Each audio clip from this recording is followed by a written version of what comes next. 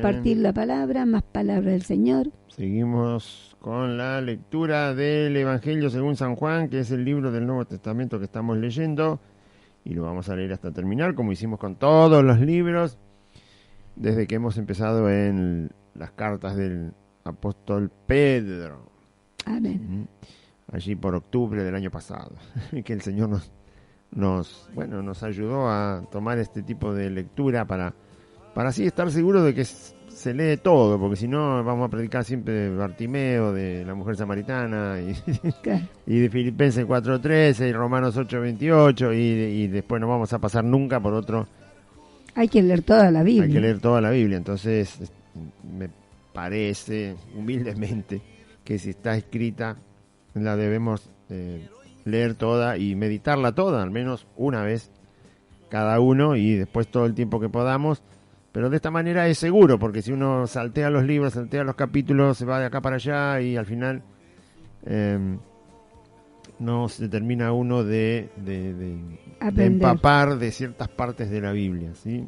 Hemos escuchado a un pastor que también igual nosotros lo habíamos empezado a hacer antes de escucharlo, pero que él hizo lo mismo en su congregación, una congregación muy grande, y les empezó a predicar todo el Nuevo Testamento. Todo. Y creo que tardaron 2 años, porque obviamente el pastor no tenía las reuniones todos los días. Entonces, obviamente, desde ya que va a tardar más tiempo. 2 años, o 3 años, no recuerdo. Según las reuniones que tenían, iba predicando el Nuevo Testamento. Todo, parte por parte, sin saltearse, sin pasar. Predicó y enseñó, porque obviamente también es teólogo, todo el Nuevo Testamento. Porque de cada palabra hay algo que el Señor nos enseña, y una y otra vez. Así que por eso estamos leyendo ahora el Evangelio según San Juan en el capítulo 7, para la gloria de Jesús. San Juan capítulo 7, versículo 1, vamos a leer hasta el 20. Dice la palabra del Señor de esta manera. Después de estas cosas andaba Jesús en Galilea, pues no quería andar en Judea, porque los judíos procuraban matarle. Estaba cerca la fiesta de los judíos, la de los tabernáculos. Y le dijeron sus hermanos, sal de aquí y vete a Judea, para que también tus discípulos vean las obras que haces. Porque ninguno que procura darse a conocer hace algo en secreto. Si estas cosas haces, manifiéstate al mundo, porque ni aun sus hermanos creían en él. Entonces Jesús les dijo, mi tiempo aún no ha llegado, mas vuestro tiempo siempre está presto. No puede el mundo aborreceros a vosotros, mas a mí me aborrece, porque yo testifico de él que sus obras son malas. Subid vosotros a la fiesta, yo no subo todavía a esa fiesta, porque mi tiempo aún no se ha cumplido. Y habiéndoles dicho esto, se quedó en Galilea. Pero después que sus hermanos habían subido, entonces él también subió a la fiesta, no abiertamente, sino como en secreto. Y le buscaban los judíos en la fiesta, y decían, ¿dónde está aquel? Y había gran murmullo acerca de él entre la multitud, pues unos decían, es bueno, pero otros decían, no, sino que engaña al pueblo. Pero ninguno hablaba abiertamente de él, por miedo a los judíos.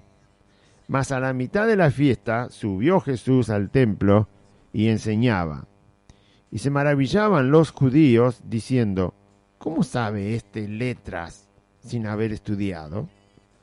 Jesús les respondió y dijo, mi doctrina no es mía, sino de aquel que me envió.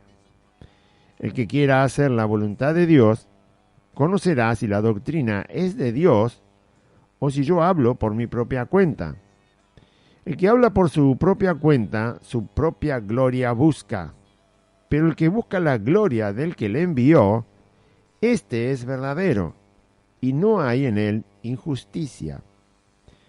¿No os dio Moisés la ley, y ninguno de vosotros cumple la ley? ¿Por qué procuráis matarme? Respondió la multitud y dijo, demonio tienes, ¿quién procura matarte? Bueno. Hasta ahí leemos. porque es muy largo. San Juan tiene capítulos muy largos, muy extensos, con muchos versículos, y por lo tanto no podemos leer todo de una sola vez, porque llevaría varias horas volver a leerlo y volver a meditarlo, a escudriñarlo, a observarlo, a escucharlo, ¿sí?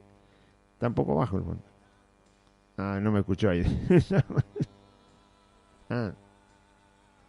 Muy bien. Entonces, está bajo, muy bajo. Ahí está. Muy bien. Entonces,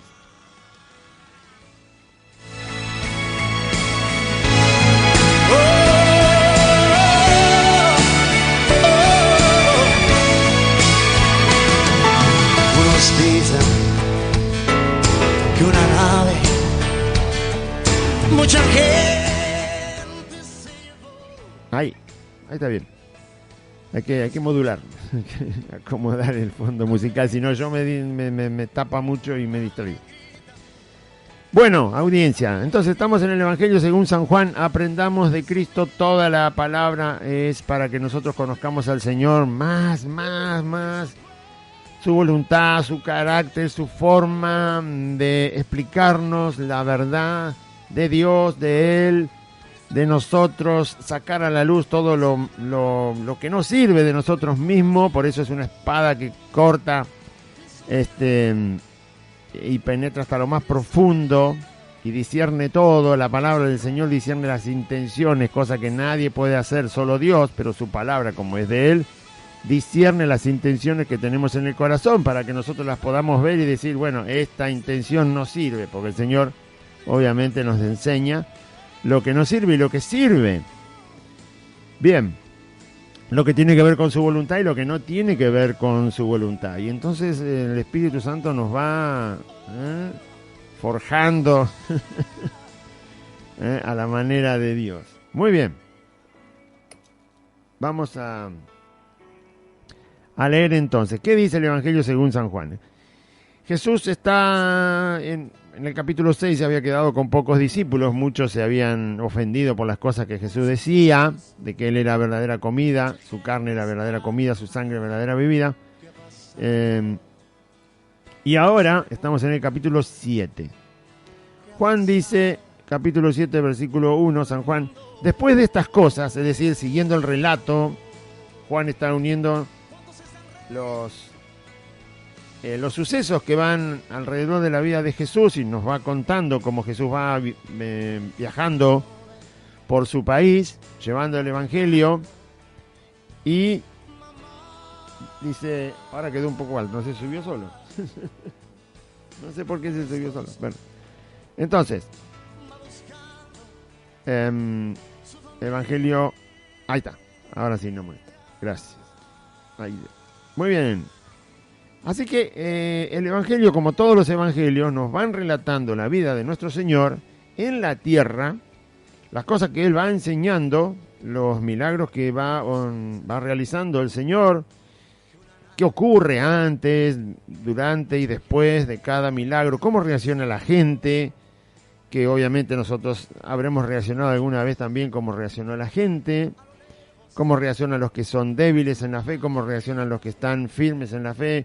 ¿Qué es lo que la gente busca al ir conociendo y descubriendo a Jesucristo? Y ahí el Señor nos deja ver si estamos equivocados o no cuando le seguimos. Bueno, todo eso es la palabra del Señor. Mientras miramos a Cristo, vemos todos nuestros defectos, ¿sí? Vemos todas nuestras malas intenciones, todos nuestros malos deseos.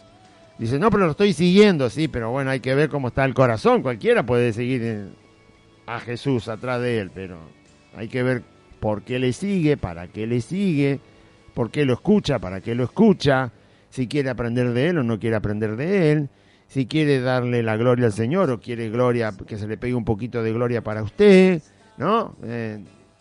Jacobo y Juan, que eran hermanos, un día le dijeron a la mamá, vení, vos que sos mujer, ablandarle un poco el corazón al Señor y decirle que nos reserve un lugarcito en el trono en el cielo. Impresionante. Bueno, ¿qué va a hacer? Fíjese estos dos hermanos, ¿no? Jacobo fue el primer apóstol de Cristo que murió porque lo mataron, ¿no? Fue el primero que murió. Muy temprano murió el apóstol Jacobo. Aparentemente le cortaron la cabeza. Murió a espada, dice la Biblia. No sabe, pero muchos comentaristas de la Biblia dicen que posiblemente haya muerto decapitado el apóstol Jacobo. El primero que muere, no la primera persona, el primer apóstol de Cristo que muere es el apóstol Jacobo. Su hermano Juan es el último apóstol que muere. Es el último apóstol que muere. Que según la historia no muere asesinado, sino que muere de anciano en una isla preso, haciendo trabajo forzado, sacando minerales de la montaña, en la isla de Patmos, donde escribe el Apocalipsis. Un poco tiempo después o años después, ya muy anciano y muy gastado su cuerpo y sometido a semejantes tareas, el apóstol Juan termina falleciendo. Estos eran los dos hermanitos que le dijeron al Señor: Señor, queremos estar a la derecha y a la izquierda de tu trono. Y el Señor le dijo: ustedes no saben lo que están pidiendo. Ustedes van a pasar cosas por causa mía, pero sentarse a la derecha y a la izquierda de mi persona, eso lo decide el Padre y está reservado para quienes el Padre ha decidido que estén allí. Igual usted no se imagine un trono como un rey como conocemos en la tierra, sino que el reino de Dios es muy diferente al reino de los hombres. Pero Jacobo y Juan querían un privilegio egoísta, y eso es lo que Jesús descarta. O sea, en el reino del Señor, en el cielo, un privilegio egoísta no hay. Así que estás pidiendo, por eso le dijo: ustedes no saben lo que están pidiendo, porque en el cielo no existe eso, no existe el egoísmo, porque el egoísmo es pecado. No existe el interés personal, porque el interés personal es pecado. El interés personal que no considera al prójimo es pecado. Entonces, o por sí solo el interés, donde hay interés no hay sinceridad, digamos. Por lo tanto hay hipocresía, ¿no? Entonces eso no existe en el cielo, y ellos querían sentarse en el cielo a la derecha y a la izquierda de Cristo. Entonces, por muchas causas, Jesús le dijo: ustedes no saben lo que están pidiendo. Bueno, y uno murió como el primer apóstol, asesinado por la causa de Cristo, Jacobo, el más grande, y el otro, el menor, Juan, es el último apóstol que fallece. En cierta manera el Señor, si usted lo quiere ver, les dio un privilegio, pero no el privilegio que ellos buscaban, no el privilegio egoísta. Jacobo tuvo el privilegio de ser el primer apóstol de Cristo que perdió la vida por Cristo. Y eso es un privilegio. Por supuesto, no a la manera que el mundo lo entiende, pero para con el cielo sí que es un privilegio. Y Juan es el que soportó todo el tiempo de la vida de los apóstoles de Cristo, viendo fallecer a sus propios hermanos, viendo que eran asesinados. Juan tuvo que enterarse de la muerte de todos los demás. Iba muriendo Mateo, iba muriendo Tomás, iba muriendo Felipe, y pasaban los años y Juan estaba vivo y tenía que enterarse que moría de los 12 que él conoció, Matías, y después se entera que muere Bartolomé, y se entera que se muere Simón, y se entera que se muere Tadeo, y Juan dice: Señor, no me están quedando mis condiscípulos que te conocimos, estoy quedando solo. Y tuvo que soportar todo eso, porque sabía que se iban muriendo, los iban matando, porque a todos los mataron, inclusive a Pablo, pero bueno, Pablo no era de los 12, pero sí apóstol de Cristo. Y Juan queda: Señor, acá estoy preso, el último de tus apóstoles vivo. Y eso también es un privilegio, haber quedado hasta el fin de la vida de todos los demás apóstoles. Para Juan también es un privilegio. Sin darse cuenta, ellos pidieron algo que en el cielo no está, pero sí obtuvieron algo que en el cielo se aplaude y se celebra. Es soportar todas las cosas, aunque sean inmediatas o muy extensas, como fue en la vida de Juan, que tengan que ver con padecer por la causa de Cristo y por su evangelio, que eso está en las bienaventuranzas. Así que en cierta manera, para los ojos del cielo, para los ojos del Señor, tuvieron un privilegio. Uno murió primero como el primero de los apóstoles de Cristo sacrificado, martirizado, y el otro muere como el último de los apóstoles de Cristo vivo, que además tiene el privilegio de cerrar la Biblia, ahí en el Apocalipsis, el apóstol Juan. Un privilegio que ellos ni se imaginaban, pero el Señor se los concedió. No el que ellos querían, el que Cristo quería. Amén. Que ese es el que vale, ¿no? Muy bien. Vamos entonces.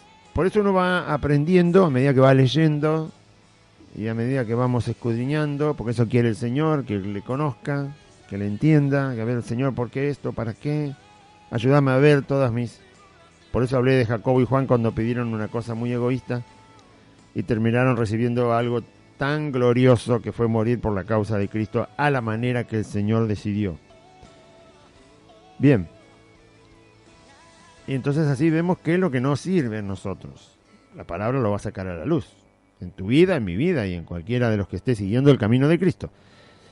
Y así el Señor las va a corregir, porque me va a mostrar una y otra vez que está mal, una y otra vez me va a mostrar que está mal. Vio como es igual, no igual, pero para que entienda, es el mismo sistema que nosotros conocimos en la escuela primaria, cuando el cuaderno aparecía con una tinta roja y nuestros padres me veían que decía mal, ¿no?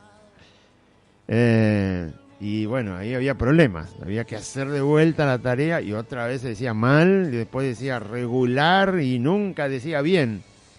Y nosotros nunca decía muy bien tampoco, ni muy bien felicitado. Ahí cuando te ponían muy bien felicitado, excelente, la maestra te ponía la firma, el de la huella digital, estaba recontenta, maestra o maestro, decía espectacular, te llenaba toda la hoja cuando estaba re bien, muy bien. Pero si no te ponía error, mal, bueno, el Señor quiere que yo lea una y otra vez la palabra, una y otra vez, y entonces me va a sacar una y otra vez a la luz lo que está mal en mi intención, en el corazón, en la mente, en el alma, en mi proceder, en mi hablar, en mi pensar, en cómo es su reino. Yo no puedo formar el reino de Dios, sino que yo tengo que ver el reino de Dios y entrar al reino de Dios y andar en el reino de Dios. Él ya le dio la forma, por eso Jesús contó tantas parábolas que decían, el reino de los cielos es semejante y el reino de los cielos es semejante. Entonces te está explicando cómo es el reino de los cielos para que yo pueda entenderlo y andar tal cual como el reino de los cielos es. No lo puedo modificar, por más que quiera, no lo voy a modificar. El que intenta modificarlo está trabajando. ¿Quién quiso modificar el Edén? A ver, acuérdese. El que quiere modificar el reino de los cielos, el reino del Señor, está trabajando para el diablo. Él no estaba ahí invitado para obedecer a Dios. Él estaba ahí simplemente porque Dios permitió al tentador. Pero su intención fue modificar todo lo que el paraíso era. Todo lo que era ese pequeño reino, que era el Edén, un pequeño reino que Dios formó con sus manos, con su poder, con su voz, y donde después puso al hombre y a la mujer, y les dio todo lo que le dio. Y ahí Satanás se metió en la serpiente, y lo que quiso fue modificar ese pequeño reino. Y usted se cree que le va a ganar a Dios. El hombre pecó, la mujer pecó, Dios le dijo cuáles eran las consecuencias. Mató a algunos animales para cubrir con pieles a Adán y a Eva porque estaban desnudos y tenían vergüenza. El pecado ya había hecho un desastre. Así que maldijo a esta tierra por causa del hombre. Le dio a la mujer la recompensa de haber escuchado a la serpiente. al hombre obviamente la maldición de la tierra que no le iba a dar fruto fácilmente, a la mujer los dolores, la sujeción, o por así decirlo, tu deseo será sujeto a tu marido, no la hizo esclava. Ustedes entienden lo que Dios hizo cuando pasó eso, nada más. Que todo eso después Jesús lo pone en una gloria que tiene que ver con él, y por supuesto no hay maldición ahí, en ninguna de esas cosas. Y a la serpiente la maldice de tal manera que va a arrastrarse toda la vida, y Satanás no pudo hacer lo que quería, porque Dios sacó al hombre y a la mujer del Edén. Nadie va a modificar lo que es el reino de Dios. No se puede. Va a salir perdiendo. El que lo quiera modificar, y todos los que le quieran escuchar, a los que quieran modificar el reino del Señor. Así que es un intento fallido. Siempre va a perder. Dios se llevó el Edén. Muchachos, acá no entran más. ¿No? Al hombre afuera a trabajar la tierra, a la mujer afuera. Y Satanás a arrastrarse. Figurativamente Satanás padece y sufre el castigo de Dios. Por ahora leve, después al final será eterno en el infierno. Entonces, vamos a leer la palabra. ¿Qué dice? Después de estas cosas, de esas cosas que había pasado ya antes, dice Juan, con el Señor Jesús, sigue la vida de Cristo, y él nos relata que Jesús andaba en Galilea, al norte del país de Israel. Pues él no quería andar en Judea. Judea es más al sur, no al sur de todo, pero casi muy al sur, donde está la ciudad de Jerusalén, que está separado más o menos, tengo que sacar la cuenta exacta, pero son unos 150, 170 kilómetros entre Galilea y Jerusalén. Como la distancia exacta no viene al caso ahora, sino que eso es más bien para estudios profundos, pero en este caso para que sepa más o menos qué distancia había entre Galilea y Judea. En Galilea Jesús se crió, no nació ahí, pero se crió ahí. Y en Judea estaba la capital de la nación, donde estaban todos los peores enemigos de Cristo, estaban ahí en Judea. Ahí está Jerusalén, y ahí lo mataron. Y ahí resucitó. Entonces Jesús estaba en Galilea. Pues no quería andar en Judea porque los judíos procuraban matarle. Usted dice, bueno, ¿tenía miedo de que lo maten? No, Jesús nunca tuvo miedo. La verdad que el que piensa que Jesús tuvo miedo no conoce a Jesús. Sáquese de la cabeza que Jesús nunca tuvo miedo. Nos manda a nosotros a no tener miedo, y resulta que es un miedoso. No se puede, no. Entonces Jesús sería un mentiroso o un engañador. No, Jesús nunca tuvo miedo. Más abajo aclara que Jesús sabía que no podía morir todavía en ese tiempo. Los judíos estaban tan enojados con él que obviamente él no tentó esa situación, sino que se quedó en Galilea, porque los judíos lo querían matar. Estaban muy enfurecidos con él ya, y por lo tanto Jesús no le va a echar hasta el fuego, porque no era el momento en que Jesús tenía que morir. Todavía faltaba tiempo, todavía tenía que predicar el Evangelio, tenía que hacer un montón de señales, tenía que hacer cosas que el Padre le mandó. Por lo tanto, no podía entregarse a que lo arresten y lo crucifiquen en ese momento, porque su ministerio tenía que durar el tiempo exacto que Dios había determinado que tenía que durar. No fue por miedo, sino por precaución, para que no ocurra algo fuera de la voluntad del Padre, que él sabía que se tenía que cumplir. Él cuidaba la voluntad del Padre, él siempre hacía la voluntad del Padre, y como sabía que no era el tiempo de morir, por lo tanto no fue a entregarse a una muerte temprana. Estaba cerca la fiesta de los judíos, la de los tabernáculos, y le dijeron sus hermanos. ¿Qué hermanos? Los hijos de María, los otros hijos menores, por supuesto, que Jesús, porque Jesús fue el primero que nació de María, por la obra del Espíritu Santo. Entonces, sus hermanos que iban a ir a esa fiesta, de la cual había que recorrer esa distancia, 150, 170 kilómetros, porque la fiesta ya iba a empezar en determinado día, entonces como era una fiesta de mucha alegría y de muchos días, los judíos subían como en la Pascua, y se quedaban en Jerusalén celebrando esa fiesta que Dios les había ordenado. Entonces, los hermanos de Jesús, que sí iban a ir a la fiesta, estaban molestando a Jesús para que él también subiera. Lo estaban molestando porque en realidad ellos no creían en él. ¿Sí? No es que le estaban diciendo, vamos a la fiesta, vení vos también a alegrarte con el Señor. No. Va a ver el motivo escondido que había en los hermanos de Jesús. Y le dijeron sus hermanos, sal de aquí, o sea, no te quedes en Galilea. Vamos todos a Judea, vete a Judea, para que también tus discípulos vean las obras que haces. ¿Cuáles discípulos? Los discípulos que estaban en aquella zona, porque Jesús ya había estado más de una vez en Judea haciendo señales y predicando, por lo tanto habían quedado discípulos que no lo seguían todo el tiempo, pero eran discípulos de Jesús. Y los hermanos de Jesús, a manera de burla, le están diciendo a Cristo que vaya para allá, porque allá también tenés discípulos, para que sigan viendo todas las señales que sos capaz de hacer, porque vos te estás dando a conocer. Por eso, pero en realidad lo que estaban haciendo es ridiculizando a Jesús, porque no creían que él era el Hijo de Dios. Ellos decían, este es nuestro hermano, y acá se viene a dar la corte de que es Hijo de Dios, de que porque aprendió un poco de la Escritura, se hace pasar por un grande. Sus hermanos no creían en él. Entonces, y encima le dicen por qué tendría que estar en Judea, porque ninguno que procura darse a conocer hace algo en secreto.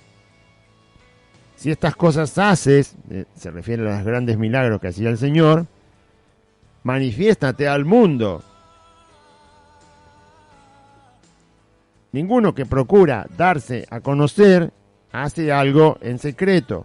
Bueno, cuando alguien no cree que Jesús es Dios, obviamente no quiere prestar atención a la verdad que está en la Biblia. Para empezar, Jesús nunca hizo nada en secreto. Siempre que enseñó el reino, siempre que enseñó el evangelio, lo hizo en público. Él mismo lo dice cuando los sacerdotes lo están sentenciando a muerte. Cuando lo están juzgando antes de matarlo, Jesús dice que él habló en público y nunca habló a escondidas. Así que si querían saber lo que él había predicado, se lo podían preguntar a cualquiera, porque él siempre habló en público. Nunca hizo las cosas en secreto, salvo algún que otro milagro que el Señor sanó a uno o otro enfermo y le dijo no le digas a nadie, pero tenía sus razones para decirle que no se lo digan a nadie. Pero Jesús nunca fue una persona que se escondió para hacer la obra que le fue encomendado hacer, sino que todo lo hizo públicamente. Así que ellos están diciendo algo que Jesús nunca había hecho. Si te querés dar a conocer, no hagas las cosas en secreto. Manifiéstate al mundo. También están pidiendo algo que Jesús jamás hizo y nunca iba a hacer. Ellos estaban pidiendo que si realmente era quien él decía ser, hacer algo tan espectacular de que la gente de una vez por todas entienda quién sos. Muchas veces le pidieron a Cristo que hiciera algo así. Jesús nunca lo hizo. Nunca lo hizo. Satanás también le pidió algo que tenía que ver en ese sentido. ¿Sí? Lo puso en un pináculo del templo, en un lugar muy alto, y le dijo, arrójate abajo. Total, si sos hijo de Dios, Dios te va a guardar, no te vas a estrellar contra el suelo. Y cuando la gente te ve ahí, que venís cayendo de muchos metros y llegás sanito, va a ser tan espectacular que la gente va a creer en ti. Todo ese tipo de razonamientos fuera de lo que es la voluntad de Dios, porque Dios, dice Jesús, que debemos aprender de Él, que Él es manso y humilde de corazón. Entonces, si no queremos aprender la humildad, tampoco nunca la vamos a querer escuchar cuando se explica la humildad. Ahí en Isaías estaba la sentencia de los soberbios, ¿no? Ese es el final de los soberbios, en Isaías capítulo 2. Los ojos de los soberbios, los ojos de los altivos,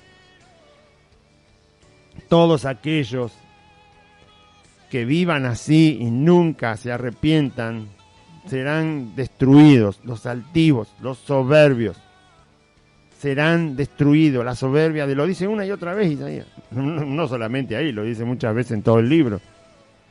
Y los soberbios no estarán delante del Señor. Los soberbios no estarán delante de Cristo. La soberbia no está delante del Dios justo, santo, perfecto, que creó el universo. Los soberbios no estarán delante de Él. Una y mil veces lo dice la Biblia. Los de ojos altivos no estarán delante del Señor. Lo contrario de la soberbia es la humildad. Lo contrario de la altivez también es la humildad. Y Jesús dice, aprendan de mí, que soy manso y humilde de corazón. La humildad no se aprende porque uno dice, soy humilde, soy humilde, soy humilde, soy humilde, soy humilde. Como cuando uno está tratando de peinarse porque está despeinado, ¿no? Se pasa el peine y bueno, en algún momento va a quedar peinado. No, no es así. Soy humilde, soy humilde, soy humilde. No, la humildad se aprende de Cristo directamente. Sus maneras de ser nos enseñan cómo debemos ser nosotros para que realmente nuestra actitud sea humilde. La humildad se aprende del Señor, de su persona, de su palabra, de su enseñanza, de su voluntad, de su carácter, de su justicia, de sus pensamientos. Se aprende de Él. Entonces, todo lo que tenga que ver con la humildad yo lo tengo que aprender. Porque Dios es así. Ahora, lo que le están pidiendo a sus hermanos es una cuestión de pura soberbia, de puro orgullo, de pura, altivez también, de manifestarse de una manera tan espectacular, como es la fama de los hombres que se hacen famosos, entonces son espectaculares, aunque estén haciendo una cosa horrible, como son famosos, todo el mundo dice, ¡ay, qué bueno! Y ese famoso está haciendo cosas que son horribles, y la gente, porque tiene un ídolo y ve que es famoso, no importa, aunque quizás está haciendo la peor de las cosas que puede hacer un ser humano, y la gente igual le sigue porque se hizo famoso. Porque es espectacular lo que hace, o lo que dice, o no sé. Entonces, esa forma de proceder no tiene nada que ver con Cristo. Por eso Jesús no accede a lo que sus hermanos le dicen. Es más, ellos no creían que Jesús era el Hijo de Dios, pero lo están provocando a que demuestre que si realmente es el Hijo de Dios, que lo demuestre de alguna manera. Satanás hizo lo mismo en la tentación. Entonces, por supuesto que Jesús demostró que es el Hijo de Dios y que es Dios, pero lo demostró como el Padre había establecido que lo demostrara. Porque ninguno que procura darse a conocer, le decían sus hermanos, hace algo en secreto. ¿Ve? Que no entienden, no quieren escuchar lo que dice la Biblia cuando no se cree en Jesucristo. Porque ni aun sus hermanos creían en Él.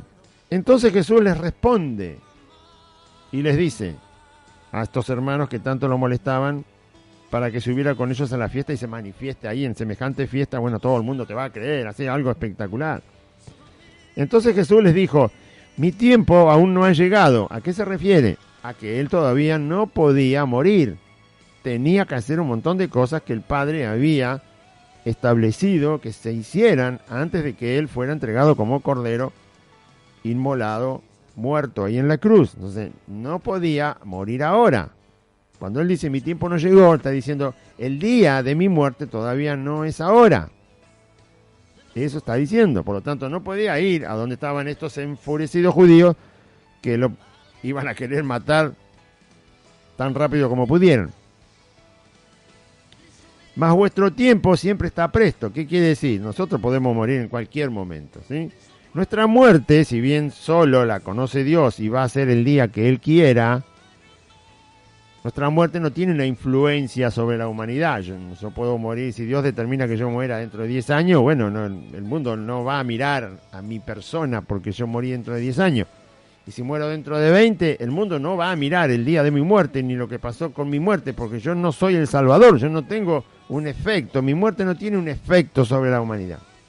La muerte de ningún hombre tiene un efecto sobre la humanidad, de nadie. Solo la de Cristo tuvo un efecto sobre la humanidad.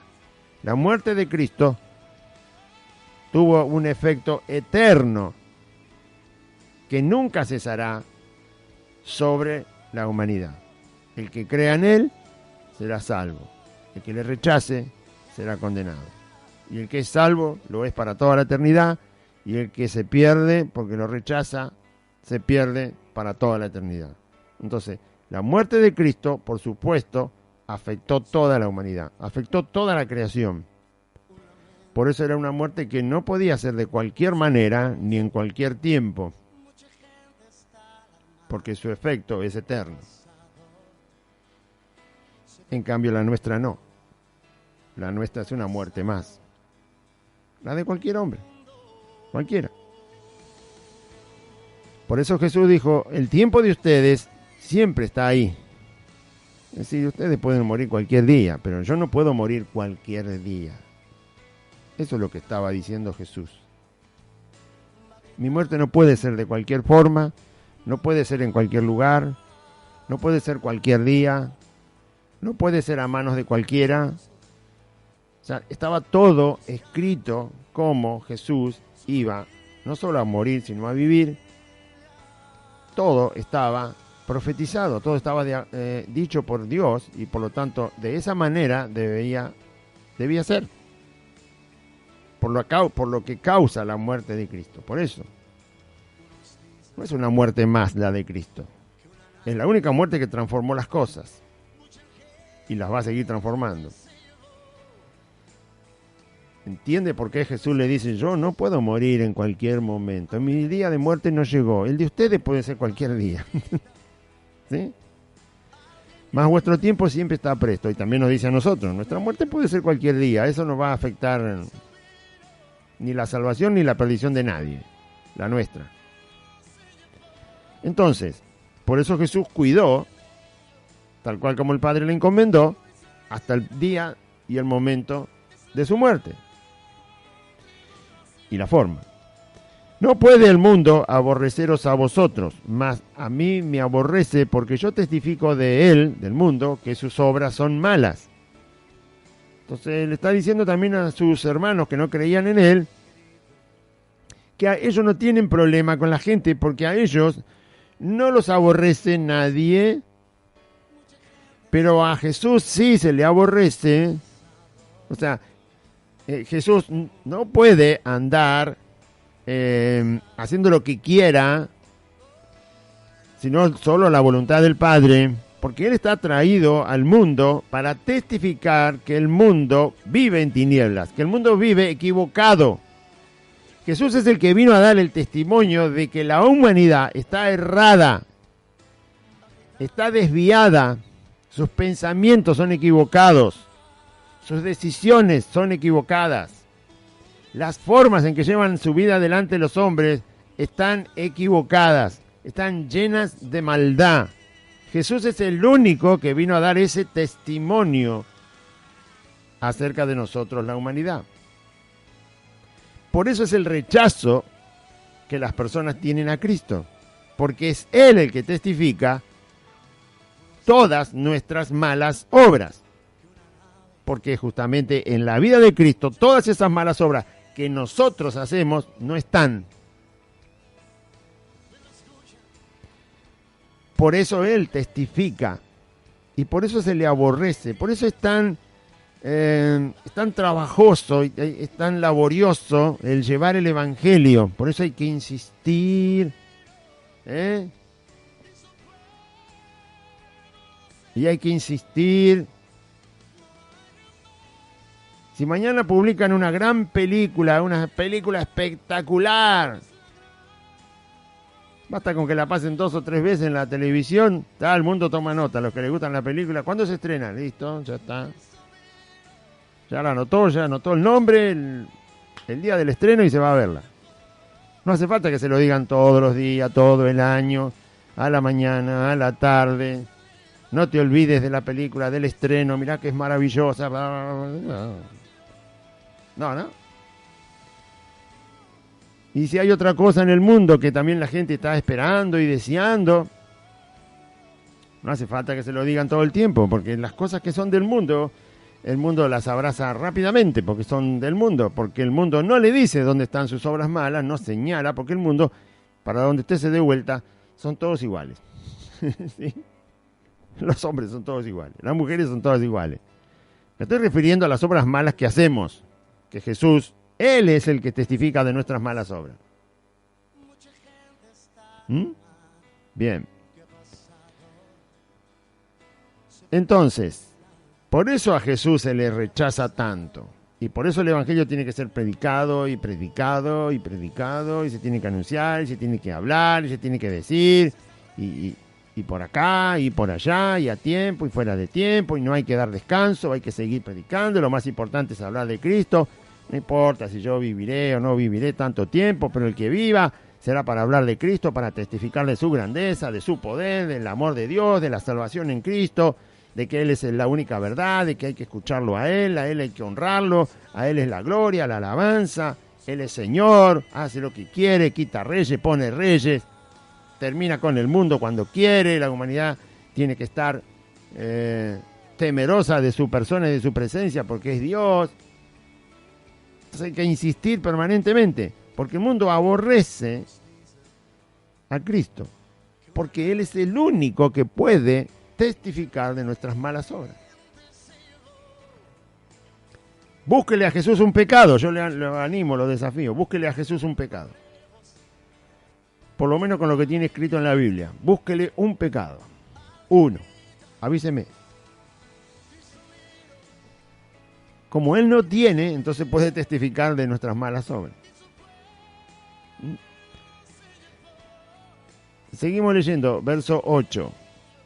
Subid vosotros a la fiesta, le dice Jesús a sus hermanos. Yo no subo todavía a esta fiesta, porque mi tiempo aún no se ha cumplido. Vuelve a decir el Señor, yo no voy a subir ahora. La fiesta duraba muchos días, así que había tiempo para ir a la fiesta. Por lo tanto Jesús les vuelve a recordar, yo no voy ahora a la fiesta, no, mi tiempo todavía no se cumplió. Y vuelve a aclarar que Él no puede morir en cualquier día, tiene que morir exactamente cuando Dios estableció que muera, y habiendo hecho toda la obra que Dios le había mandado. Todavía Jesús no había resucitado a Lázaro, que fue la resurrección que más asombró a los judíos, tanto que querían matar a Jesús y a Lázaro para que la gente no lo hubiera resucitado. Y otros milagros y otras señales y otras cosas que después relatan los evangelios. Así que Jesús tenía que ir todavía haciendo un montón de cosas hasta que llegara esa Pascua donde Él iba a morir. Por eso no subió a la fiesta exactamente en ese momento. Y a veces nosotros nos apuramos, ¿no? Estamos tan apurados por las cosas, ¿no? Dios tiene el tiempo que Él decide para que las cosas pasen en nuestras vidas. Si lo tuvo que hacer con su propio Hijo, establecer todo de tal manera que se cumpliera como el Padre había determinado, con un fin muy importante y eterno, que fue salvar a la humanidad, nosotros que somos de menos importancia, obviamente en nuestra vida, no salva a nadie, obviamente podemos tener de parte de Dios la seguridad que Él va a hacer las cosas de una manera que nos beneficie, nos ayude y también beneficie a los demás, porque le vamos a poder llevar la palabra. Y habiéndoles dicho esto, se quedó en Galilea. El Señor se quedó. Así que si es muy apurado, tranquilo, no se apure. Hay tiempo para quedarse y hay tiempo para no quedarse en el camino del Señor. No, estoy diciendo que a veces somos apurados para que el Señor nos dé cosas, de eso me refiero. O que haga un determinado milagro. No, trabajar para Él es una cosa de todo el tiempo. Eso sí, Pablo dice a tiempo, fuera de tiempo, y no alcanzaba el tiempo para hacer todo lo que tenía que hacer para el Señor. Pero Esto demuestra que nuestra vida está en las manos de Dios. Si estaba en la vida del Padre, en la mano en la mano del Padre estaba la vida del Hijo, aún en las condiciones del tiempo terrenal, cuanto más la nuestra. Dios la va a llevar según Él, en el tiempo que nosotros vivimos, como Él quiere. Pero después que sus hermanos habían subido, no dice cuántos días, sus hermanos ya estaban allá en Jerusalén, Jesús sabía cuánto duraba el viaje, así que se quedó en Galilea, sus hermanos se fueron, sabía cuántos días habían pasado, que la fiesta ya había empezado y que sus hermanos estaban allá. Entonces Jesús, ahí sí va a empezar su camino a Jerusalén. Entonces, después que sus hermanos habían subido, él también subió a la fiesta. No abiertamente, sino como en secreto. O sea, fue lo más escondido posible el Señor, ¿no? A la fiesta. En parte ya sabemos por qué, porque los judíos lo querían matar. Así que no fue por miedo, sino porque él está cuidando el día de su muerte. Y le buscaban los judíos, dice, en la fiesta. O sea, la fiesta había empezado y todo el mundo se preguntaba que Jesús seguramente andaría por ahí, porque como ya había estado en una Pascua, también en otra fiesta grande, y que Jesús ya era conocido, y que Jerusalén era el mejor lugar para predicar lo que él predicaba. Así que los judíos, no solo los sacerdotes, los escribas, los fariseos, sino toda la gente que se había amontonado en Jerusalén por la fiesta, lo estaban buscando. O sea, sabían que en algún momento Jesús iba a aparecer. Esto dice que ya Jesús era muy conocido, muy buscado. Y le buscaban los judíos. ¿Qué hace usted cuando lo buscan mucho, ¿no? Cuando ya se hace famoso, usted quiere estar en todos lados. Ay, que me llamen de acá, que me llamen de allá, que me aplaudan de este lado, que me aplaudan del otro lado, que pongan mi foto, mi nombre. ¿Jesús le interesó eso? No, no le interesó nada. Se fue lo más secreto posible. La gente lo estaba esperando y Jesús dijo, si me ven o no me ven. No estaba buscando eso. No estaba buscando eso. Nosotros buscaríamos eso. Si ya somos tan conocidos, ¿no? La gente estaba preguntando, ¿dónde está este hombre? O sea, que era una fiesta y todo el mundo estaba atento a ver si lo podía encontrar. ¿Qué haríamos nosotros si somos famosos? Pero no famosos porque cantamos rock and roll. No. Famosos porque estamos en el camino del Señor y vaya a saber por qué somos famosos. Primero que no nos tenemos que crear fama porque eso no es el camino de Cristo. Pero supongamos que se crea la fama alrededor de alguien que está en el camino de Cristo. ¿Qué hace ese alguien? ¿Se esconde de la fama? No. Corre a la fama. Bueno, entonces esa persona tiene que aprender de Cristo que Cristo no es así. Porque el pasaje muestra que Cristo no corrió a la fama, sino que se ocultó de aquello que la fama de su nombre había provocado. No incitó la fama de su persona, sino que la aplacó. Es como aquel que apaga el fuego, ¿vio? Le tira agua a la llama y ¡brum!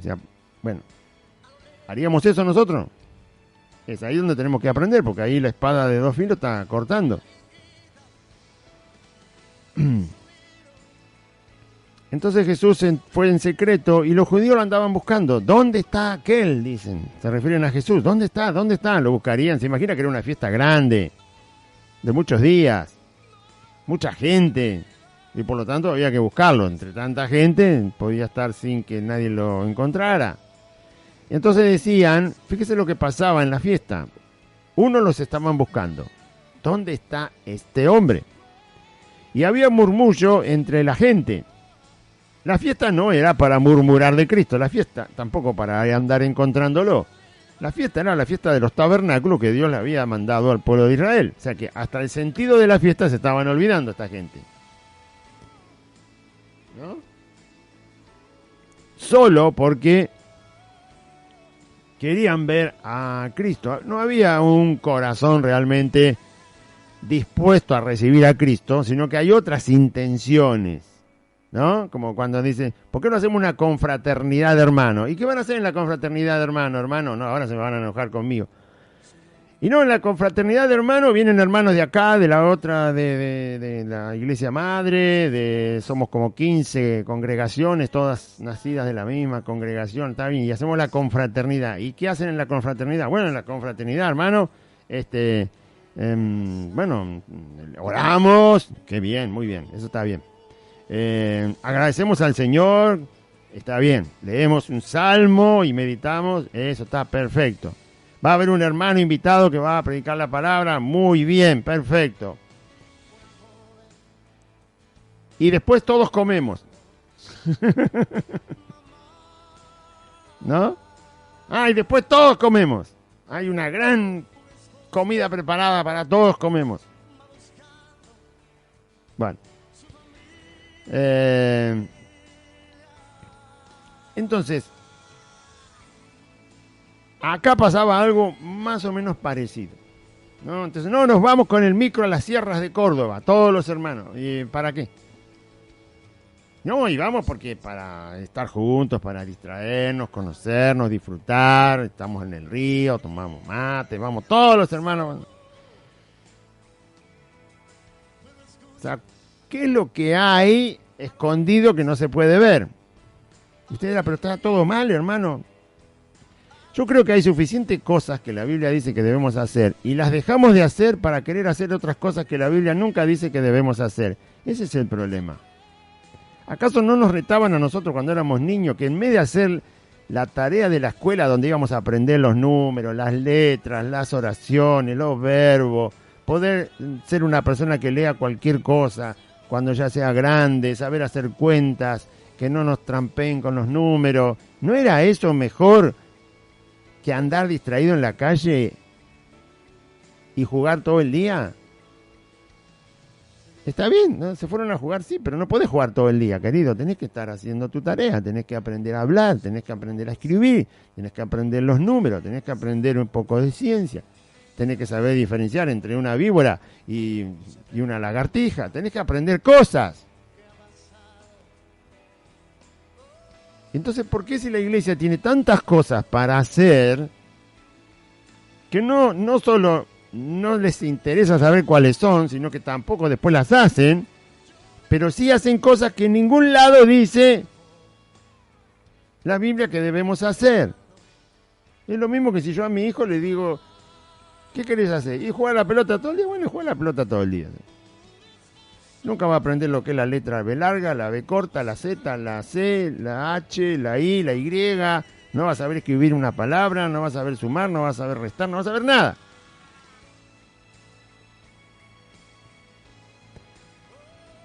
Entonces, acá había una fiesta y la gente, en vez de pensar en la fiesta, está pensando en Cristo, pero no realmente como se debe pensar en Cristo. Ahora va a ver lo que decía la gente. ¿Dónde está aquel? ¿Para qué lo querían? Si la fiesta no era para Cristo, la fiesta era para el pueblo de Israel. Y había un gran murmullo acerca de él entre la multitud, pues unos decían, es bueno. Esta expresión acerca de Cristo una vez se la dijeron, maestro bueno, y Jesús dijo, bueno, bueno es Dios. Soy bueno porque soy Dios. Y es lo que no podía ver la gente claramente en la vida de Cristo. Es bueno, dicen. O sea, solo veían los beneficios bondadosos de la mano de Cristo, las sanidades, la multiplicación de panes y peces y otras cosas que Jesús hacía. Pero no veían en Cristo al Señor, por supuesto, no lo veían. Entonces, habrá algunas congregaciones que solo ven a Cristo como, Jesús es bueno. Sí, pero es Señor. Y la iglesia le pertenece a Él, no le pertenece a ningún humano. Si lo ven como Señor, entonces en tu congregación, la iglesia le pertenece a Jesucristo, al Señor, a Jesús. No le pertenece a ningún hombre. Es bueno, es una calificación muy limitada, muy baja, y una apreciación muy vulgar de Jesucristo, el Hijo de Dios. No alcanza a decir que Jesús es bueno. Eso es rebajar a Cristo. Pero otros decían, no es bueno, sino que engaña a la gente. Bueno, esto es tan peor todavía. Tan más equivocado. ¿Hay alguna enseñanza del Señor Jesús, que eso está en el capítulo anterior, que a usted no le gusta? ¿Hay alguna enseñanza de Cristo en el Evangelio y en el resto del Nuevo Testamento que a usted no le agrada?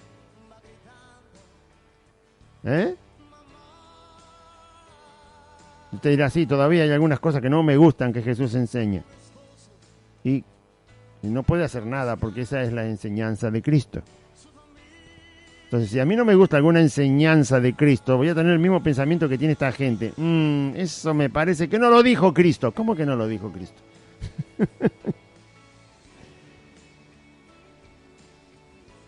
¿Cómo que no lo dijo Cristo?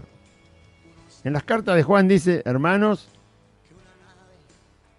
así como Cristo dio la vida por nosotros, así nosotros debemos dar la vida por los hermanos. Ay. Seguramente esa parte mucho no le gusta. No, eso se le habrá ocurrido a Juan.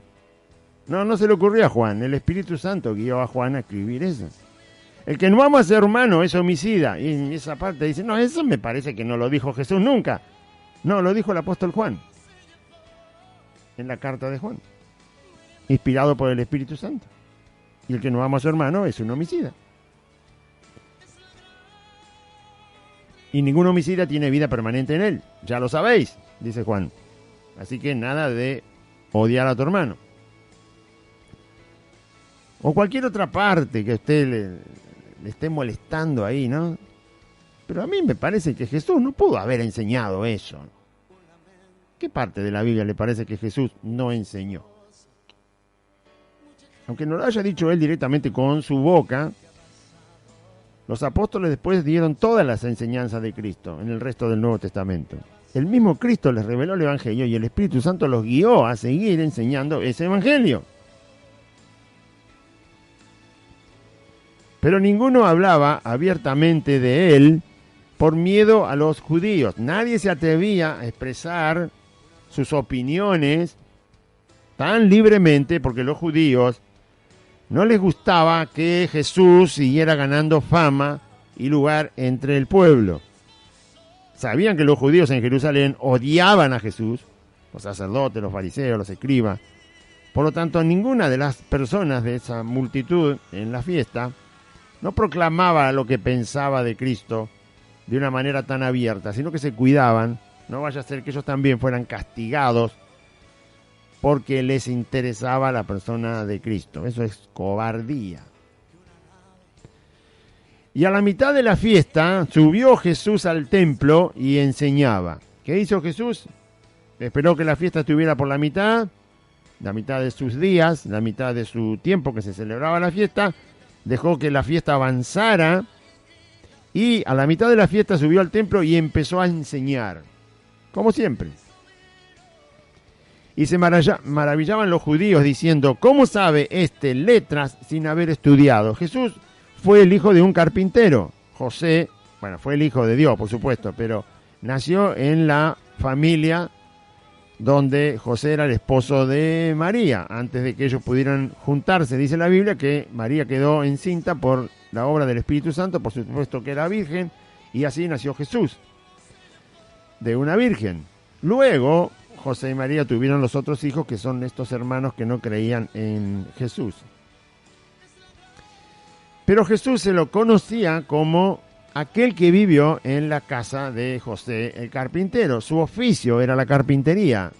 Nunca Jesús había vuelto a Jerusalén para quedarse a estudiar. Si uno quería estudiar la religión judía, las escrituras, no podía hacerlo ahí en la sinagoga del pueblo, porque ahí solo se les predicaba, se les enseñaba. Si alguien quería ser un rabino, alguien que enseñara, si quería ser fariseo o estar muy profundizado en la escritura de Dios, que era el Antiguo Testamento, se tenía que trasladar de alguna manera y quedarse en Jerusalén, en la zona de Judea, donde está Jerusalén, porque allí estaban los grandes maestros de las Escrituras. Por eso Jesús debatió con ellos cuando tenía 12 años en aquella fiesta que habían subido a Jerusalén. Siendo de 12 años, se puso a debatir con los grandes maestros y rabinos que había en Jerusalén, porque ellos eran los que enseñaban las Escrituras. No debatió con alguien que no sabía nada de la palabra, debatió con los que más sabían. Y teniendo 12 años, tenía más sabiduría que todos esos. Claro, si él había hecho la ley. El mismo Señor hizo la ley. ¿Cómo no la va a conocer? Bueno, pero esta gente no lograba entender de dónde Jesús sacaba todas las enseñanzas que le daba a la gente. ¿No? ¿Se imagina estar ahí cuando Jesús enseñaba? Era es el cielo abierto, es Dios que está enseñando. No haberse perdido ni una palabra. Por supuesto que tenemos nosotros todo lo que Dios quiere que tengamos de las enseñanzas de Cristo. Y están, pero estar ahí, escucharlo, ver sus gestos, mirar a la gente, la forma en que le transmitió la enseñanza de Dios, debe haber sido algo maravilloso. Por eso dijo, bienaventurados ustedes que ven lo que ven y oyen lo que oyen, porque después muchos lo van a querer ver, muchos reyes, dice, van a querer ver un día del Hijo del Hombre, es decir, cuando Él estuvo en la tierra hablando, enseñando y haciendo cosas, y no lo van a poder ver, porque Jesús solo fue público durante 3 años y murió, resucitó y ascendió a los cielos. Entonces de ahí se maravillaban, de escucharlo hablar. No es lo mismo que usted escuche a un teólogo hoy en día, ¿sí? Yo recordaba anoche que estábamos escuchando a un teólogo, porque es teólogo, hablar de los primeros versículos de la carta de Pedro. Resulta que Pedro era un pescador, que no tiene nada de malo, ni tampoco es una persona desgraciada por ser pescador, es un oficio y punto, como cualquier oficio. Pero una persona que es pescador, obviamente no se ha preparado en leer, en instruirse en otras cosas, porque su oficio es pescador, nada más que eso, es pescador, y para ser pescador hay que aprender el arte de la pesca, que se aprende en el mar, que se aprende en la barca, que se aprende en las redes. Es una cosa de un oficio práctico, técnico, ¿sí? Que se hace con las manos, y donde uno no necesita leer un libro para aprender a ser pescador, basta que te vayas con los pescadores ahí en la costa, y te pongas con ellos y te van a enseñar todo lo básico para pescar, y más en aquella época era mucho más básico que ahora. Así que Pedro no era una persona preparada para letras, para hacer pensar a la gente y reflexionar acerca de Dios. No lo era. Sin embargo, Jesús lo llama a ser su discípulo, le enseña, está con él, y luego es un apóstol de Cristo, y escribe la primera y la segunda carta de Pedro. Y cuando uno ve lo que Pedro escribe, resulta que hoy en día, 2000 años después, necesitamos no un teólogo, necesitamos todos los teólogos que podamos tener para escudriñar lo que escribió un pescador que Jesús tomó en sus manos. Resulta que Pedro era pescador. Luego Cristo lo transforma en uno de sus discípulos y finalmente en uno de sus apóstoles. Y lo que escribe Pedro lo entiende clarito. No es que Pedro escribe y dice, bueno, cerró los ojos y ahí el Señor me guió con la pluma a escribir y después arréglense ustedes para entenderlo porque yo no entendí nada de lo que puse. No. Pedro lo que escribe lo entiende al detalle. Él entiende toda la teología que está en la palabra que el Espíritu Santo le guía a escribir. Él entiende lo que está escribiendo, lo escribe él porque lo entiende. Sin ser teólogo, sin ser un hombre de estudio y de letras, Pedro entiende exactamente lo que está escribiendo. Lo que quiero decir es que si Pedro estuviera vivo hoy y le damos que él nos predique su propia carta, la carta que él explicó, es la mejor persona que lo puede explicar. Pedro. Un teólogo de hoy en día tiene que gastarse los ojos leyendo y tomando libros de apoyo y que esto y que el otro para entender en profundidad lo que Pedro escribió. Pero si Pedro estuviera hoy y predicara la carta que él escribió, él es el que más entiende esa carta. porque no solo porque la escribió él, sino porque él sabe muy bien lo que está queriendo enseñar acerca de Dios y de Cristo en esa carta. Es sorprendente que Dios haga eso con una persona que no está instruida en libros, en letras, en teología. Los teólogos no alcanzan a sacar todo el provecho de la carta de Pedro. Cada uno saca su parte, un teólogo por acá, otro por allá. Pero Pedro, uno solo, la escribió sabiendo lo que dice esa carta y entendiendo claramente quién es Dios y quién es Cristo y qué nos está diciendo a nosotros los creyentes. El mejor predicador de la carta de Pedro es Pedro, pero Pedro está con el Señor. Así que Dios a los teólogos, si quieren ser orgullosos de ser teólogos, los humilla desde ese punto de vista. Si es que se quieren hacer orgullosos, Dios dice, momentito, que esto lo escribió un pescador. ¿Ah? Y este pescador que yo le dije que escriba esto, me conocía muy bien. Y quizás me conocía mejor que lo que me conoces tú, teólogo. Si el teólogo se quiere enorgullecer, no puede. No puede. Porque a él le cuesta horas y horas y años escudriñar las cartas de Pedro, y Pedro la escribió como una cosa tan natural que en su vida pasaba y que conocía tanto y tan bien al Señor. Es maravilloso que Dios haga eso con una persona, porque Dios desechó la sabiduría de los sabios.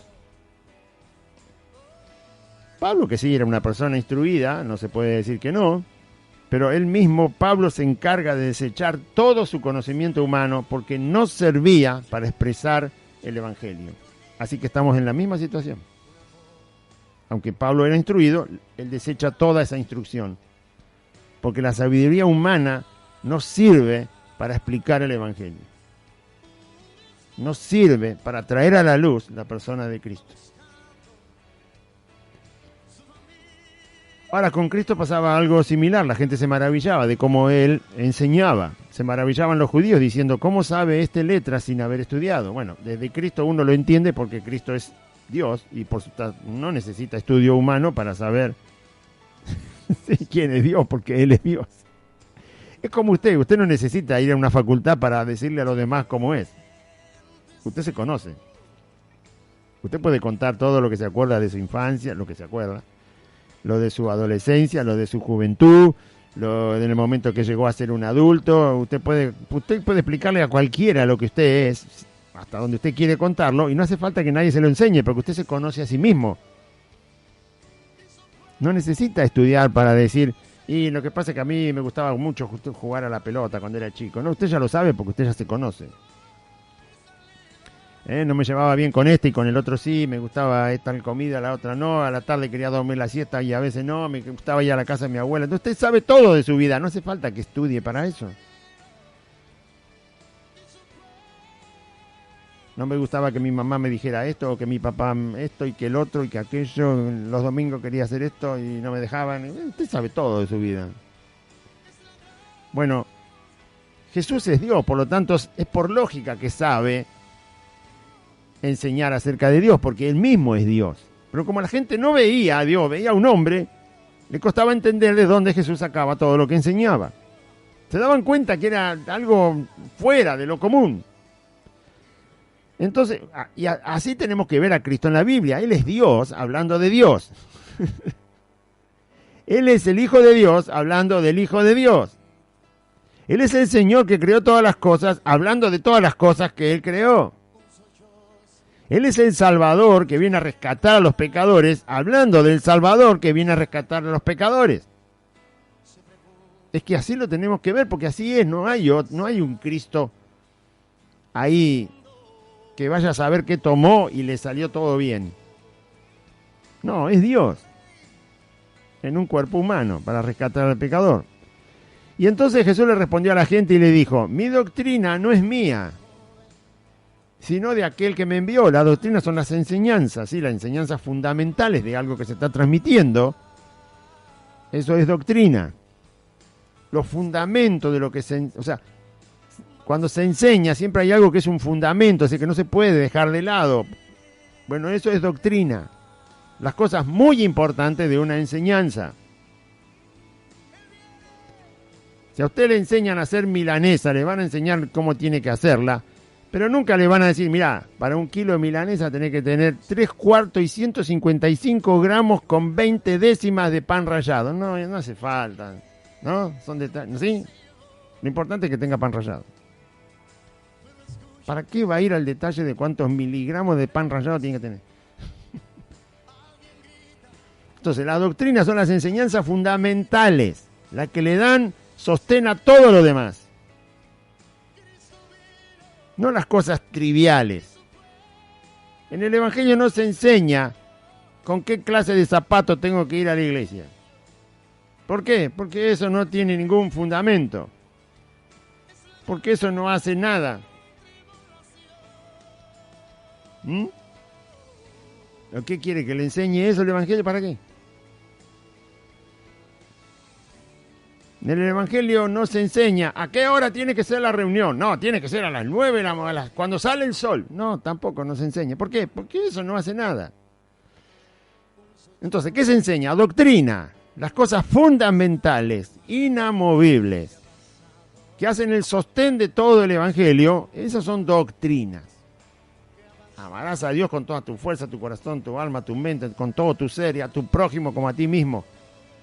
Busca el reino de Dios y justicia, las demás cosas serán añadidas. No os afanéis por el día de mañana, porque el día de mañana traerá su propio afán, basta cada día su propio mal.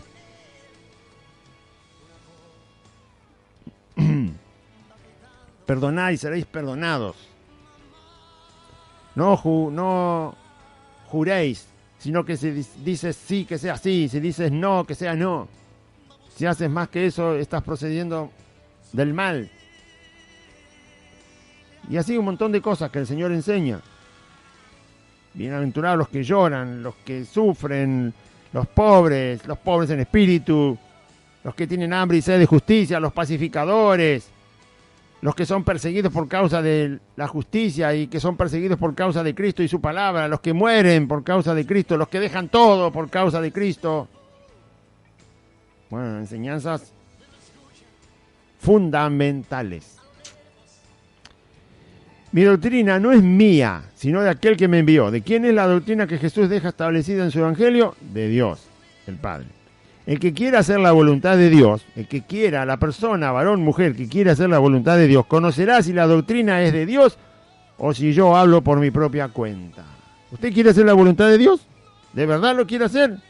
Entonces, cuando lea las enseñanzas de Cristo, se va a dar cuenta que todo aquello que Jesús nos dejó como su enseñanza proviene directamente de Dios. Jesús no trajo la doctrina de Dios y la acomodó a una forma humana de entender las cosas. Él no cambió lo que Dios le dijo, no cambió la enseñanza. Por eso él dice, no es mía la doctrina es del Padre que me envió. Por eso yo puedo estar seguro de que seguir las enseñanzas de Cristo es exactamente la voluntad de Dios. No me voy a equivocar nunca y por lo tanto puedo estar tranquilo de hacerla. Porque no hay voluntad humana dentro de la doctrina de Cristo. No porque Él fuera a equivocarse, sino que Jesús la trajo tal cual como la recibió del Padre, así tal cual la transmitió a los hombres. Por lo tanto, estamos seguros de que el Evangelio viene del cielo. Las enseñanzas de Cristo son del reino de Dios. No hay ninguna contaminación humana en las enseñanzas del Evangelio de Cristo. Eso nos deja en paz, nos deja tranquilo. Porque si el hombre empieza a poner la uña en las enseñanzas de Cristo, ya sabe lo que pasó, ¿no? Ahí lo tiene delante de sus ojos. No hay ninguna congregación abierta, 99% cerrado en el mundo. ¿Eso sabe por qué pasó? Porque metieron doctrinas humanas en lo que es la doctrina de Dios. Resultado, la gente está asustada, debilitada, enferma y se muere. No estoy hablando de los del mundo, estoy hablando de los que escucharon una doctrina de hombres mezclada con la doctrina pura de Dios. Resultado, miedo. Resultado, temores. Resultados, no tienen paz. Resultado, están encerrados. Resultados, no pueden hablar de un Cristo poderoso porque no tienen poder delante de sus ojos porque no creen en Cristo. Resultado, obedecen a mundanos, impíos y otros que dicen ser cristianos y no lo son. Resultado, están en tinieblas. El que quiera hacer la voluntad de Dios conocerá la doctrina, si la doctrina que Cristo habla es de Dios o si Él habló por su propia cuenta. Ni Cristo habló por su propia cuenta al traernos la doctrina de Dios y los pastores quieren agregarle a la doctrina de Cristo. ¿Qué le parece? Juzgue usted si está bien o no. El que habla por su propia cuenta, acá va un poquito más, a ver si la entendemos, ¿no? El que habla por su propia cuenta, yo por ejemplo, estoy hablando por mi propia cuenta, entonces el Señor dice, bueno, el que habla por su propia cuenta, su propia gloria busca. Él está hablando de él también. Está explicando por qué su doctrina es válida. Porque él con la doctrina del Padre que está trayendo al mundo, no está hablando por su propia cuenta, porque si hablara por su propia cuenta, por supuesto, establecería lo que le sirve para su propia gloria. Sin embargo, Jesús vino a buscar la gloria del Padre cuando estuvo en la tierra. Él mostró la gloria del Padre. Él lo que le interesaba era que vieran la persona del Padre. Por lo tanto, buscó esa gloria y no la propia. El que habla por su propia cuenta, su propia gloria busca. Pero el que busca la gloria del que le envió, ese es Él. ¿Quién envió a Cristo? El Padre. ¿Y qué gloria está buscando Cristo mientras está en la tierra? La del Padre que lo envió. No está buscando la de Él, está buscando la del Padre. Que el Padre sea glorificado. Jesús glorificó al Padre todo el tiempo. Con las obras que hacía, con las señales que hacía, con perdonar los pecados a los pecadores, con hablar lo que habló, con ir a la cruz, enfrentó a todo, venció a Satanás, venció a los demonios, venció al mundo, venció al pecado, todo lo venció, todo lo he vencido, dijo el Señor, fue a la cruz, venció a la muerte, fue a las entrañas de la tierra, venció la sepultura, se levanta resucitado, vence por completo todos sus enemigos, prepara a sus discípulos 40 días, asciende a los cielos y victorioso y glorioso Señor. Siempre buscó la gloria del Padre, no la propia. Pero el que busca la gloria del que le envió, este es verdadero y no hay en él injusticia. Si usted quiere hacer las cosas y no hacer cosas erradas, entonces busque la gloria de Cristo.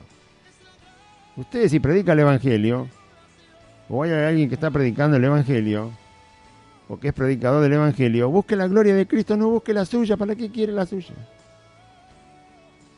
Quiere una foto suya ahí en el frente de una congregación, en los diarios, que lo inviten a los canales de televisión, que sea famoso, que se haga una campaña en su nombre. Todo eso es buscar la gloria personal. Y la Biblia dice que el que busca la gloria personal hace cosas injustas. Jesús está poniendo el ejemplo de él solo, por supuesto, pero cuando yo traslado eso a las personas que seguimos el camino del Señor, es la misma enseñanza, porque él está hablando de doctrina. Buscar la gloria propia es una injusticia.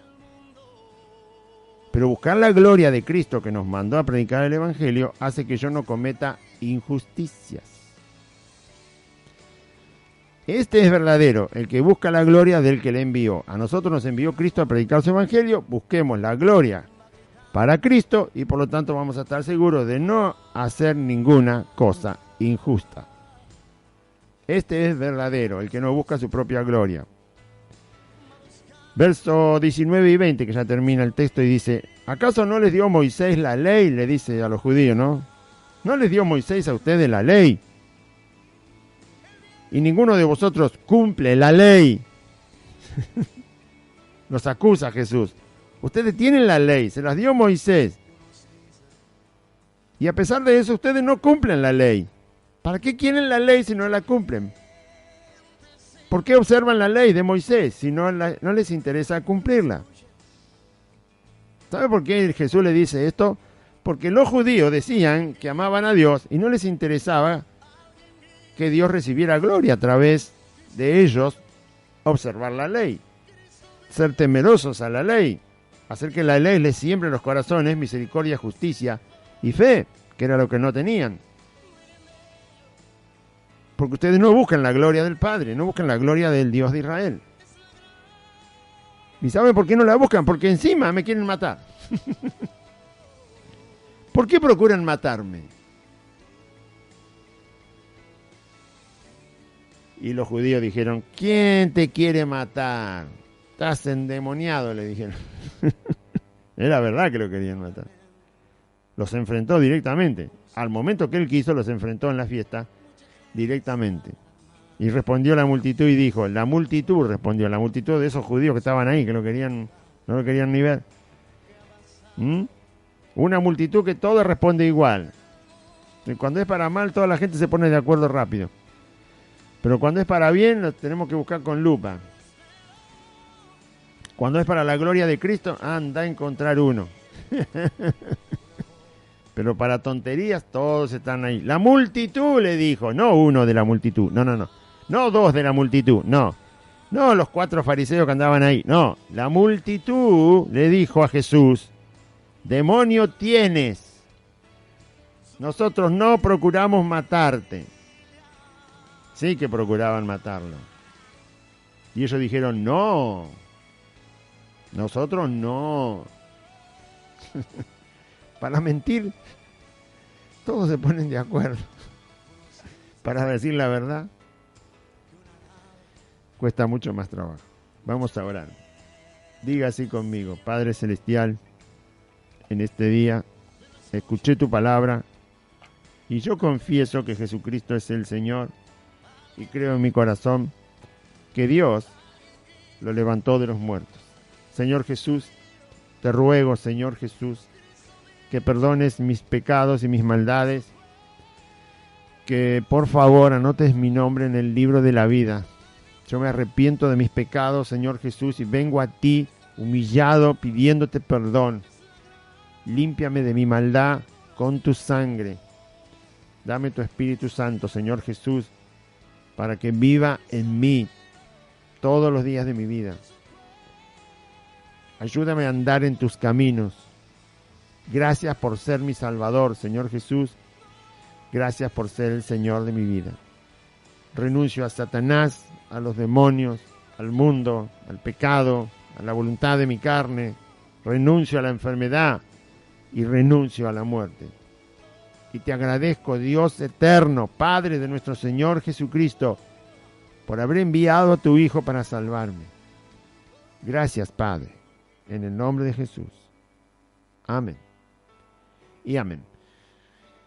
Muy bien, audiencia, recuerde, estamos congregados. Ahora vamos prontamente a poner el anuncio corregido, pero ya se lo estamos anunciando que a partir del próximo domingo, ¿sí? Este fue el primer domingo del mes, no voy a decir qué mes es porque después queda grabado. El próximo domingo del mes ya vamos a tener reunión el domingo a la mañana y el domingo a la tarde. El domingo a la mañana la reunión va a ser a las 10 de la mañana. Y el domingo a la tarde la reunión va a ser como sigue siendo ahora a las 4 de la tarde. Ese día, el domingo, va a haber 2 reuniones. A la mañana a las 10 de la mañana y a la tarde a las 4 de la tarde. El día jueves continuamos con la reunión a las 4 de la tarde. Y el día sábados continuamos también con la reunión a las 4 de la tarde. Solamente se agrega en el día domingo una reunión más a la mañana. Gracias a Cristo Jesús el Señor, que nos da esta oportunidad de tener otra reunión más. ¿Sí? Le agradecemos al Señor porque todos necesitamos estar reunidos. Nuestros hermanos también necesitan estar reunidos. Los que estamos aquí y los que el Señor vaya a añadir, necesitamos estar congregados. Así que por eso, para darle gloria a Cristo, para honrar su nombre, para seguir haciendo su obra, entonces le agradecemos al Señor que nos haya permitido tomar esta decisión que tiene que ver con su voluntad, porque cuanto más estemos reunidos, por supuesto es su voluntad estar reunidos, Así que le agradecemos al Señor que nos permita hacer la reunión el día domingo a las 10 de la mañana. Tome nota, téngalo en cuenta.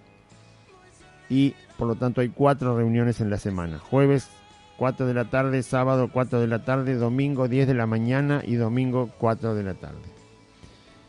Estamos en Santa Fe 2540, entre Solanet y La Prida, Merlo Norte, a 8 cuadras de la barrera de la estación de Merlo, por la calle Solanet hasta llegar a Santa Fe. Cuando llega a Santa Fe, doble a la izquierda, la cuarta casa es Santa Fe 2540. Tiene el número, tiene el nombre, hay un pino muy alto, va a encontrar todo allí fácilmente. Le esperamos entonces todos esos días de reunión y en esos horarios. Que Dios le bendiga a toda la audiencia, confíe en Cristo. Saludo a todos los hermanos.